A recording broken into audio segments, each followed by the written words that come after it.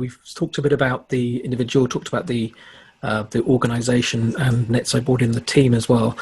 So how have you actually delivered value as a finance business partner at various stages of your career?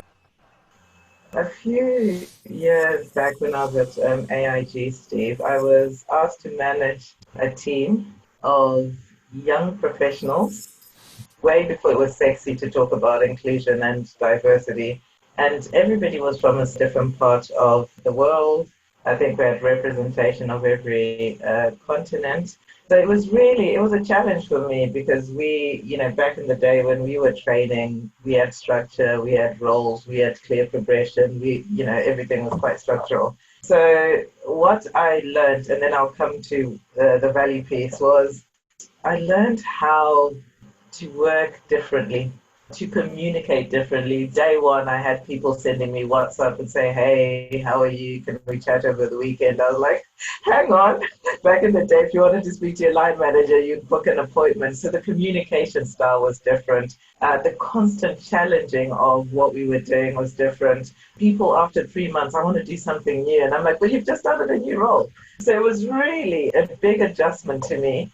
We were working collaborative, we were using different communication styles, we were constantly reinventing stuff, we had lots of ideas, everybody would brainstorm in the morning and we'd say, what do we need to get down? And every week, people would want to do different things. Okay, today I did this, next week, so forget the roles, forget the structure, forget the profile. But figured that out, managed to adjust my approach in terms of how I managed them. So we did sort of job shares and rotations, work boards and deadlines, and the relationship was different. It wasn't formal, it was informal. So we were friends at work. I was part of the team, and value we brought to the business was just the insight, the recommendations, the innovation, fixing processes, the money we saved, the opportunities we identified, and really pleased to say that the quality of the product,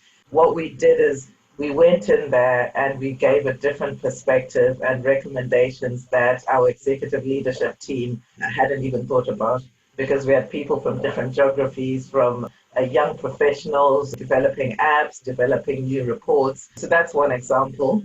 That delivered a hard benefit to the business, Steve, but I think one of the things it also delivered was a different perspective on roles. All my leadership were young professionals, right? So it really challenged the status quo in terms of you need to do 20 years in this role to be a leader. You can be a young professional and be a leader. So that was fantastic.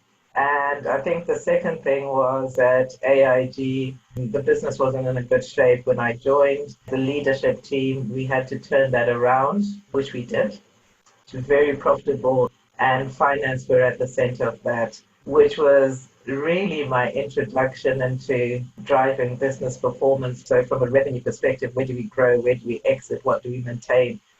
What do we remediate, right? And then from expenses, what's the policy? Where are we spending? What's the value? What are the different levels of expenses we have? It was really getting into the numbers and making sure that our recommendations had financial backing and that we were tracking our performance. So those are the two examples from a people perspective and a business performance perspective. Stuff, Judy? In terms of the business delivering value, I always look at efficiencies. You constantly have to look at ways to improve the bottom line and gain efficiencies. I think of everything as a river. So I try to go up as high as I can, which is really, how do you generate revenue? What are the salespeople doing? And talking to people, understanding the dynamics, which again gives me one point of view, but the other one from corporate, they would say, hey, we need a 200 basis point margin expansion. And I say that this is kind of like business as usual now, because you just have to do this constantly, because over time, we become a little bit lazy, we become a little bit complacent. So how do you keep that moving? So that's one.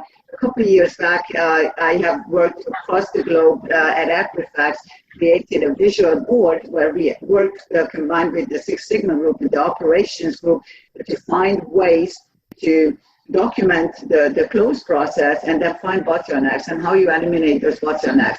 The goal just was reduce the number of hours, reduce stress, improve morale, and allow time to analyze so that you could actually confirm quality was done over that short amount of time. And do everything you can to push activities outside of the critical path that could be done at the time. And that gave a lot of time back, quality improved, so everybody won in that case within the finance and accounting organization.